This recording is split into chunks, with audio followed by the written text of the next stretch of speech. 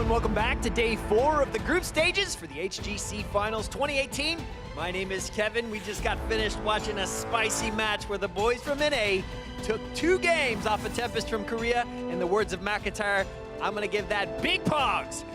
That was awesome. Way to go, guys. Up next, we got another good matchup for you. BTG from China gonna face off against Luna Meow from Taiwan. It's gonna be awesome. One more match after that, 2 more to go. Let's head over to Gillyweed to get it all started. Thanks so much, Kevin. We do have BTG versus Luna Meow up next, and though this match doesn't have implications on seeding at all, both of these teams already eliminated. We know it's very important that both of them end on a win, just for representation of the region and validation, proving themselves here. I'm Gillyweed, I'm here with Trixler and Jay Howe. That last match was very unexpected for me. I gotta say it. I thought it would be at least a 1-1. Yeah, minimal. I thought it would be a 1-1. You know, I thought either Tempest would come out swinging, HG would figure out what's going on, game number 2, get the big victory, but did not unfold that way. HGE delivering some massive wins and pretty decisive wins too, which I think is even more surprising for me. I would say that I'm not surprised at all. I think their drafting, the diversity, the way that they've been able to play around and manipulate some of the things against teams that, I don't want to say Tempest is one-dimensional, but they're pretty close to, look, we're just a team fighting team. We're not known for our heavy macro skills. They don't do a lot of things outside the same way Gen.G does. And Miracle, they tend to do things, they create advantages elsewhere. Tempest tends to have the fight first, then create things approach. I don't know if I agree with you. I think, yes, in their history, but I think that they've gotten a lot better with their macro game, but I feel like they did not play to the capabilities we know from them at all. Some of the things, like even their team fights not being on the same page, was concerning to me, as well as the role swap. Role swap in the middle of a tournament, you don't do unless it's dire. So things must be feeling very dire for them, and I'm hopeful that for Tempest, a team that has continually not been able to prove themselves on LAN, that they're able to figure things out in the next week or so before we see them back at the BlizzCon stage. Let's look at the standings, because Group B is done. It's set, it's locked. Team Dignitas is at the top, number 1. Heroes Hearth Esports in A, sitting at number 2, and they did play amazing. They do deserve that spot. Tempest, they'll be at 3, and then China's only remaining team that will be moving on, the 1 at number 4. We are now going to be figuring some things out about Group A. First, we have BTG versus Luna Meow, and then the conclusion of Group A, Miracle versus Gen.G, a matchup that for a long time you would think would be Gen.G favored, but it is not the case. That's right, Miracle has beaten them twice in the online play, which is pretty impressive itself. Can they do it offline? That's the question when it comes to Gen.G. And you know Gen.G, once they have that first spot and they have a chance to be able to pull that off, if they get that big 2-0, they will get additional 3 points. So yes, we are coming down to the wire when it comes to our matchups, Gilly. Gen.G versus Miracle, how are you feeling about that one, Jay Howe? I'm pretty excited because, one, I get to commentate that one, and I'm excited to see how that plays out. There's going to be so much there. There's a lot on the line when you look at that, just because we don't know where those 2-3 seeds are going to be. We even heard from Snitch, he's like, I hope Gen.G gets the number 1 seed so that they're on opposite ends of the brackets. So they can meet in something called the finals. And they want to play that way, and we don't know how that will shape up. So the number 2 seed could end up there in the same bracket as Dignitas to start. So it's so tricky how it goes, because you know there's multiple rooting sides there. Yeah, the only way Gen.G guarantees that they're not on Dig's side of the bracket now is to make sure they're in the top spot, because we don't know where those other 2 matches will fall. And for us to think that now we've got Gen.G trying to dodge Dignitas just as much, is really funny to think that they may not be able to do that. It might be Miracle saying, we'll see you in the finals, Team Dignitas instead, which would kind of be fun with Frankel and Snitch. Yeah, I think it'd be fun regardless to see how it goes down, but I think all of us naturally deep down inside want that rematch. Yeah. Everybody wants it. The players, the viewers, even,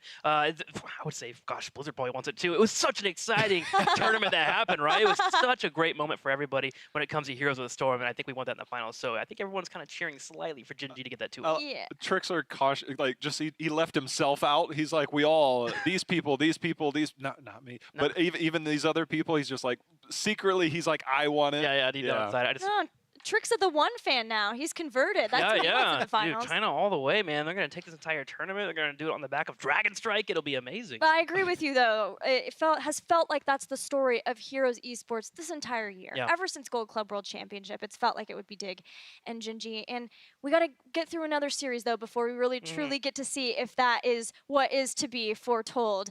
We're going to get into Luna Meow versus BTG. Now, Luna Meow representing not only Taiwan, but SEA coming in looking good in the Horizon Clash. I want to focus on things that both of these teams should be looking to improve in this series. Both of them absent of a win, both wanting to get their first win, and both have things that they could be working on to come into this. So Trick, what do you feel is the biggest thing for Luna Meow? Luna Meow, be yourselves. I feel like they're such a shadow of themselves from when they play in their actual region compared to when they come to an international event. They seem terrified. They seem like scaredy cats, actually, when it comes to engagements, and I want to see them step up. When it came to BTG and Luna Meow, when we talked to them, both of them named each other. Thank you, Jay Howe, for showing me the claws inside here.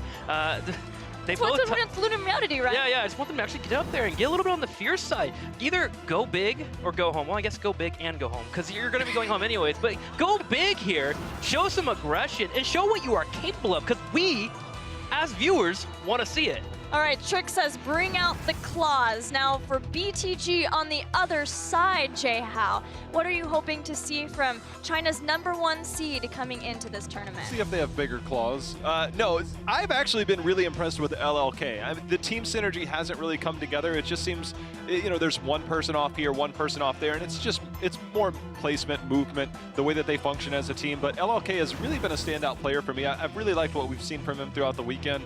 Hasn't amounted to much for this team yet, but they do have some bright spots, I think, that we can look at. Yeah, we're hoping to see BTG be the top dog then, if one is the cat, just to really be able to show it that they can at least beat Luna Meow, because when we talked to BTG, they said that they feel like they could take games off of anyone except maybe Gen G, but they definitively felt they could win versus Luna Meow. And though that match does come later when it's not mattering, I truly believe both these teams are going to come in and try to give it their all. And I think that thought from BTG is completely warranted when you look at the macro aspect of Luna Meow. Beyond the game is willing to step up and at least try to stretch you thin. And the issue is that here at the international event, they get stretched thin themselves a little bit too much. They overreact to macro play. But if Luna Meow is not going to punish that, I can see BTG slowly, you know, creeping them out of the match and getting a couple of kills there. So BTG, I think, is warranted in saying we can beat Luna Meow handedly. And on the topic of punishment, BTG are fantastic punishers for over-aggressive plays, which is something, can they be relying on maybe Luna Meow to be, or do you feel like Luna Meow is still going to be just constantly backing off, but that at the same time gives BTG things? Well, I think to further Trick's point, it's kind of one of those things that you can break down in 100 different ways, but there has been some passivity at times. But when you're against such dominant forces in your group, you can see that's like, we're not willing to commit to certain aspects of soaking and trying to do it safely because we're so afraid of the gank squads. Sure. This is somebody maybe that you're not as afraid of, so you make different decisions. You can go back to the team that you're known to be the more aggressive team and to just be able to play forward.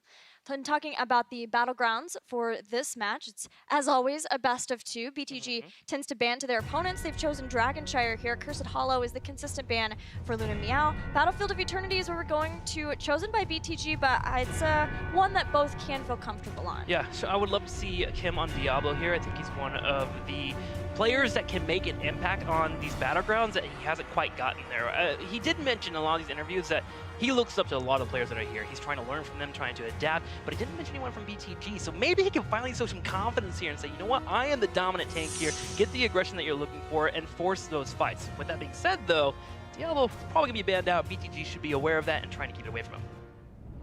For BOE, you always know it's team fighting. I mean, you can avoid the macro side of things. You just basically, you take care of lanes, you maybe play around a few camps, but then you fight. I mean, that's the one thing that you can always rely on a map like this. And if team fighting is something you want to do and you want to take out the macro aspect, this is probably the best battleground to do it on.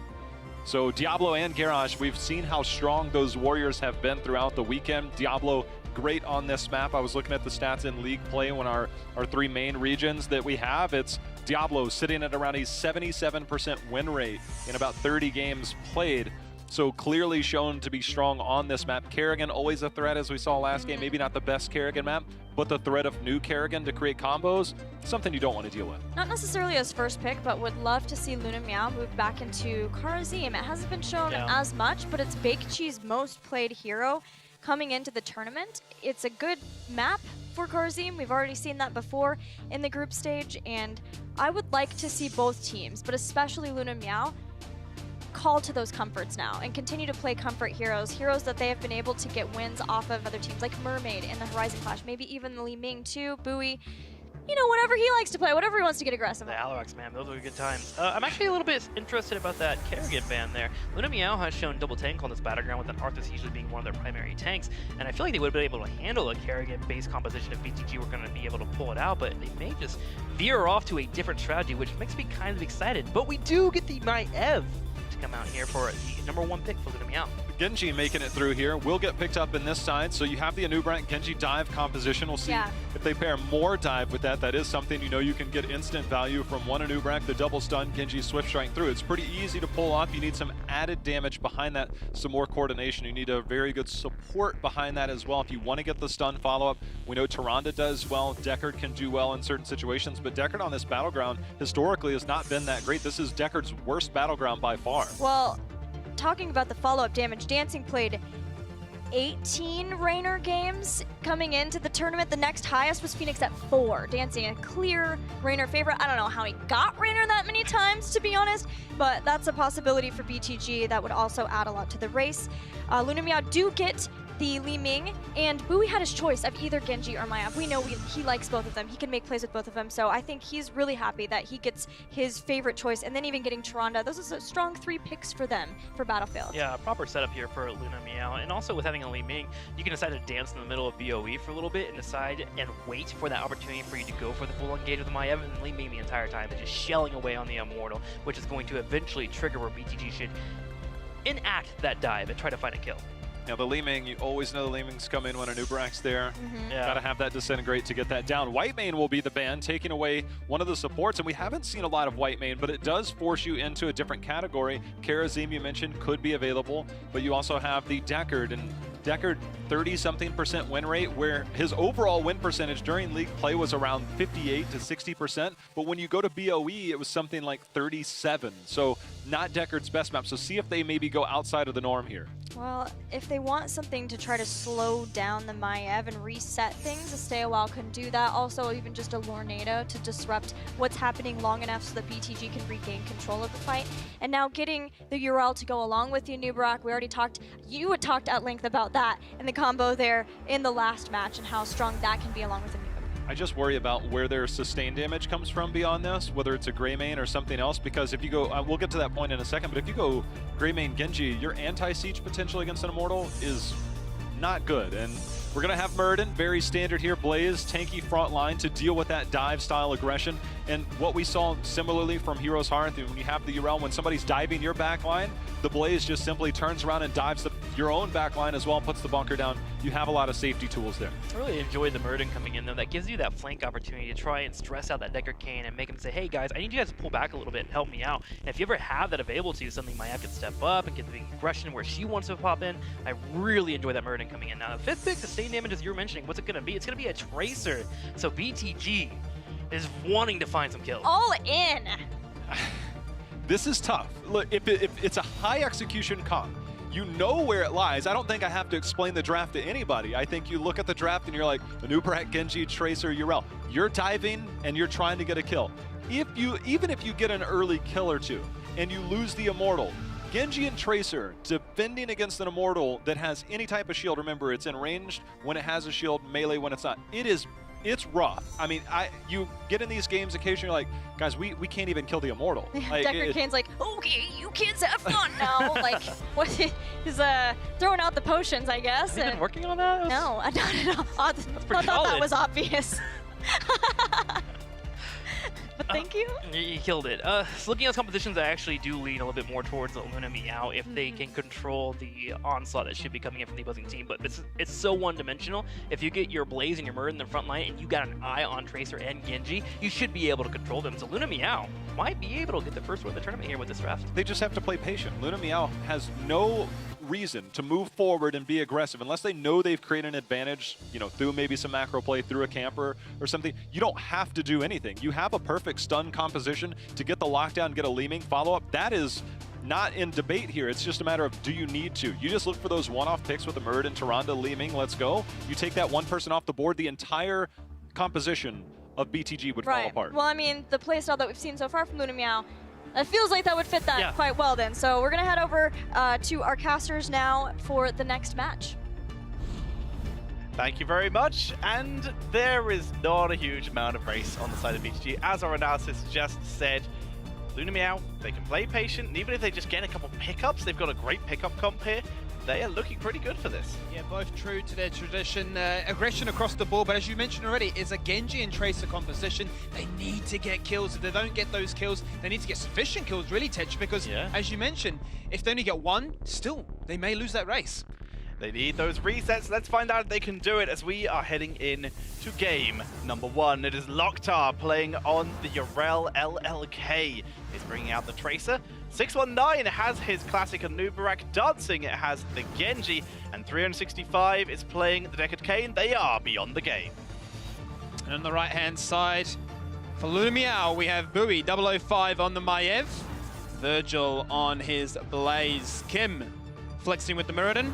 Baked Cheese on a Tyrande, and to round the squad out, Immortal is playing Li Ming. And the immediate pickup here from Li Ming is the Force Armor.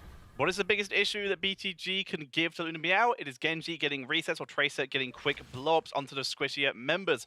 So we have Tyrande sticking with the Celestial Attunement to remove the CC, and Li Ming going to protect herself with that spell armor. And it's a fantastic pickup here, a tech pickup for that level 1 choice, because as you say, they need to play patiently. The analysis there, Scordy, discussed this at great lengths. You have the race potential, you've got the Tyrande, obviously, is that core crux of it. Make sure you can survive around. You have the poke from afar with the Li Ming too. So you have the tools to go toe-to-toe in a team fight, but you have the tools, to win at this objective as well. BTG mixing it up, going for a bit of a lane swap here. Their solo lane is staying in the bot lane as they send the 4-man up the top. They will secure a tower, but the exact same thing is happening bot lane. As Luna Meow are pushing that up using the help of Muradin. They also take a tower. Loktar struggling. He's going to key himself up though, stick with his standard Q for the extra sustain, and even going to be adding a little bit of disruption, but he's overextended a bit here, and right into the Lunar Flare, gets sniped away by Luna Meow. Top lane, no, might be seeing a 1-for-1. You saw a picture right there. Top lane is still taking some action. Virgil falling on down, and both Blaze and Yorel so well known for their ability to be safe laners. Great for clearing, great for avoiding ganks. But when it's in a 1v4 split as such, well, hang on a minute. The numbers really are against you. What an interestingly paralleled game right from the start here. But instead of pushing in further, Luna Meow opted to go for Mercenaries. BTG decide otherwise. They're going to snipe the Fountain immediately, using the Beetles of Anubarak to extra push in, even pulling the minion wave back a bit so that they could just delay it with Beetles and give Tracer freedom to take out the Fountain. But now, Luna Meow beginning to move in with those Impalers. They might go for the full commitment on this fort, having already taken the Fountain. Look, Luna Meow is so far ahead right now because they've picked up that Khazra camp. They have the extra sieging potential. The fort in that top lane from when Virgil died on Blaze is not even taking that much damage. This fort is going to fall on down. They're going to hit level 4 as a result. And Luna Meow in a fantastic spot to start this game 1 off with. You can see the aggressive potion positioning, the defensive potioning positioning there in case that dive came again. Deckard came down for a little bit, forced some help, but he is needed with the rest of his team. 619 will find Kim here, but his team decides not to go for the hard engage. They didn't have the vision of the rest of the members of Luna Meow. But now BTG grouping up. They have their own Impalers. They really want this counter fort. 619 here on Anubarak has gone for the Shed Exoskeleton. He wants that extra movement speed, he wants that engagement potential, and he gets amongst it with the rest of his team. Tyrande falling down just before that Immortal spawns. This shield build has been jumping up in priority. Taking this along with the extra cooldown reduction on the armor can give you great capabilities of diving in and out of fights, keeping yourself a little bit more safe and self-sufficient here. So it's nice to see that coming in. You can even combine it with the exploding extra damage as they kill off Li Ming. The Force Armor not helping out here. The fight continues now. Luna Meow looking for the re-engage. They start off with the Lunar Flare. There's the Tether looking to try and take out Dancing. He dashes away. The fight continues. Kim is looking to try and set things up. A Deckard Cain with the scroll is going to lock these members in place. Loktar jumps across. He provides the armor, but no blood is shed on the battlefield. Kim was so tanky in that fight, keeping his team alive just by taking most of the shots himself. And now we're seeing where BTG's draft begins to fall apart. Look at how quickly they're taking down this Immortal. It's so slow. Tracer is basically almost their entire Immortal damage. Finally, they're going to bring in everyone for some assistance. But I guess it doesn't matter how slow you're killing it if the opponent doesn't even start on yours. That indeed, and even Murden hasn't gone for the sledgehammer at level 4. He's quite content with their race and quite content with their kill potential as 619 gets taken dangerously low. Does have to use that burrow charge to get himself to safety. They do have that well, and he will use it. The Immortal still untouched here by Luna Meow. They are on full defense mode. They're sending no one. Sometimes you might have seen like if there was a Hanzo or a Reina, someone split pushing, but in this case it would have to be Li Ming. And she is needed to try and poke away the members of BTG. She's going to run backwards and forwards, waiting for opportunity, but look at Dancing, wrapping around from the side, waiting for his opportunity, already putting pressure onto Virgil. They look for the kill. HGC is completely body blocked in by Dancing, and they take him out. Oh, everybody's so clumped up, and this is the dream for Li Ming. You hear the noise, you hate to hear it, but you love to see it, and the kills come across. It is a 1-for-1 trade. Luna Meow unfortunately unable to find much more, and they need that saving grace. They need that breath of fresh air that allows them to go and try and trade out this Immortal. A little bit extra damage. Virgil gets picked up, staying a little bit too long here. He will get taken out, and that's going to give both the Immortal and level 7 over to BTG, but that's going to be a very low shield just out of sheer lack of race potential, as we already mentioned.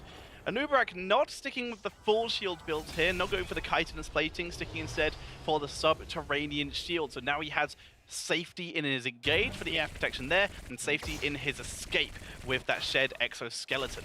This has always been a talking point amongst the pro community, especially at level 7 with, you know, if you are going to go for a full Harden Carapace build, then, you know, you jump in, you don't have that shield initially, you can just get popped in an instance. We've seen so many CC chains come across, especially against the scary threat that Luna Meow have. He needs it when he jumps in, otherwise he is literally a tank that's not a tank. Pretty much, and it's nice to see it. It's nice seeing this little bit of flexibility in the build to get the best out of both worlds here as they begin to push forward, making as much pressure as they can.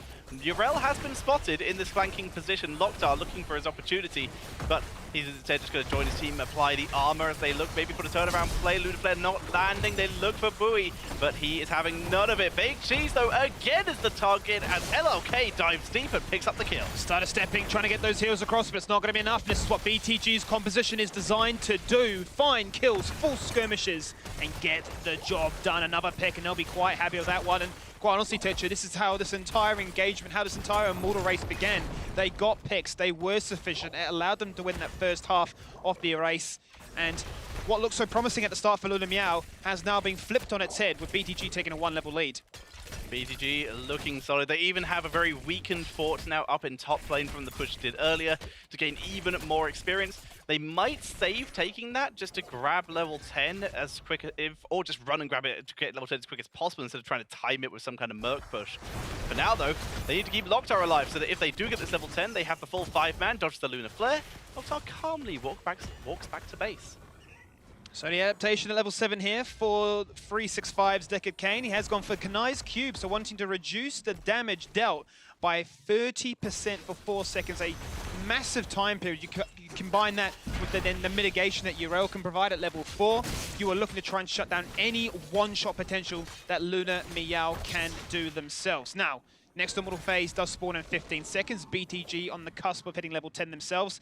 And you can't help but wonder, Tetra, if they find themselves in a situation where, yes, we don't win the race, but now we have all these cooldowns that allow us to win because we get those kills. Exactly, they have level 10. Dragon Blade even being locked in, going for full team wipes, not even individual blow-ups here. They want to chase Luna Meow, and Luna Meow's comp, it has a little bit of mobility, but the main healer does not. Tyrande is going to be incredibly vulnerable, and she's already taken to being sniped at least once or twice. Dragon's Blade is a confidence pickup right now.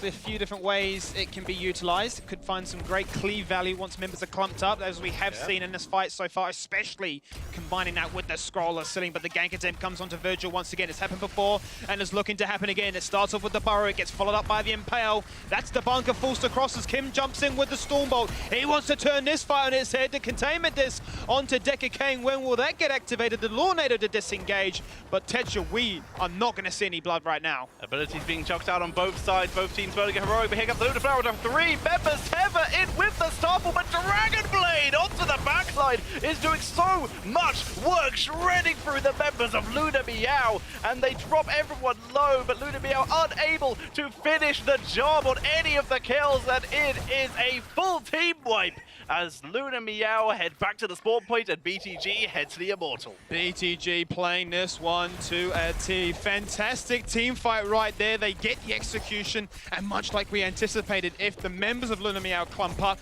their Dragon Blade, it found value, and boy did it find value. Let's watch this one once again. It starts with the containment desk. They weren't able to find the engagement that they were after, but then the Nurak jumps in, instantly followed up by the Genji, and that's the synergy. They're both on the same page. They hack and slash for 2. They're looking for more. The resets are there. Look, Li Ming can get resets, but hang on a minute. Yeah. Genji can too, and 5 members all fall down. If it wasn't for the armor applied by Yrel on that initial Lunar Flare that came in, that might have been a completely different story. Maiev was getting reset after reset as well with her swipes, and Li Ming was unable to pick up the kill. It was so close, but in this case, the sustain of BTG keeping them alive, because as you mentioned, it's only going to take 1 kill for Luna Meow to start turning this around, but now their base is being pushed in with Kim in danger. BTG in a fantastic spot right now. Not the best siege composition. It is all designed for team fights. They are bot lane pushing with a Shaman Camp for insurance. If this top lane doesn't work in their favor, a 3-level lead, having only just hit level 13 now. 11 kills to 2. The keep wall falling down. There's the cocoon. There's the engage. And there goes Virgil. Virgil is down. Kim is now the target. He pops Avatar with the Tether coming in from Maiev, trying to keep them alive. With the Cleaves looking to defend this, the keep is almost certainly going to fall. But if Luna Meow can keep themselves alive, they may just still defend this core. They may indeed. Still that 2-level differential. The containment disc is there, and as soon as it comes across, he goes in for the jump. The Vault from Bowie looking to survive. That's going to be the Vault spam, and there goes the bang, the deletion coming across. How about a double kill, say BTG? But we're not finished there. We want more. We want your core. We want you. We want it all. They need a reset for Li Ming to have any chance of defending this. The Immortal is down, and the core is dropping, and that is going to be it. With Immortal down, the sustain is, the damage is not there to finish this, and BTG will take game number 1. A fantastic performance right there to open up game number 1 in this series. BTG asserting their dominance and living up to the hype of what we've seen from their counterpart in this tournament, the One. Exactly, finally able to find their feet, getting some comfort pings there with 619's and Nubarak, with the Yrel for Locktar. They were finally able to get a bit of momentum going. But Luna Meow, so many of those fights were so close, and that's got to be gnawing at the back of BTG's heads just a little bit. Absolutely. You have to understand that, you know, this composition was designed to do one thing and one thing only. And boy, did they execute on that fashion. There were concerns on the desk. There were concerns by us. What happens if they fall behind? What happens if they cannot get that objective? But they said, forget all that. We're going to get kills, and we're going to give you a masterclass on how to do that. I'm sure there's a few other people on the desk that want to tell us how it's done, so we'll pass it to them. Thank you, guys. One team had to get a bunch of kills. One team needed to be patient. One of those teams fulfilled their requirements, and that's the team that won. Yeah, BTG, I think there was 2 elements that we were forgetting about when we go through that draft. First up, I think BTG is probably a little bit more skilled than what we see from Luna Meow, just overall when it comes to being able to execute and find kills. Yes. And then on the other hand, the fear that we have from Luna Meow comes in once again. You have a composition that you have a Stormbolt into a Luna Flare into a Li Ming combo. I don't think I saw either of those 3 ever connecting together once between Luna Meow. They need that synergy if they want to find some kills. Well, there was the one time when they were trying to out of the containment disc. The Stormbolt missed. Yeah. Lunar Flare still hit, and a great call out that the armor was able to save, but then Bunker was already down there, and there's just very little protection past that point. Li Ming was so terrified of Genji, she was so far away that she couldn't even follow up on the combo. She was at max range and still missed it on a cocoon target, which is pretty crazy to see. Jay, how thoughts? Yeah, it really felt like that first kill that they got on Genji, I think just at that bottom wall, it seemed like that was a blessing and a curse, because it's like, all right, we're feeling good about ourselves. We got the whole wall down. It's like we can move forward. They were very aggressive. And the minute they started to feel the pressure, it's like, wait a minute, instead of playing the more passive, disciplined approach, they're like, we're moving forward. This already worked. And I think it just felt like they felt impatient a lot of the times. And for that overwhelming pressure from BTG, they are a very good team. The record doesn't reflect how good they are. And when they work together like that, I mean, making a Genji Tracer composition work on Battlefield of Eternity is no small feat, so credit to them. Right, they were trying to bring in a new support player to perfect that synergy together, that is what got them here in the first place. Yeah. Maybe too late, definitely too late, but nice to see them get a win in Game 1. We're going to get a quick word from our wonderful sponsors when we come back to the conclusion of this series.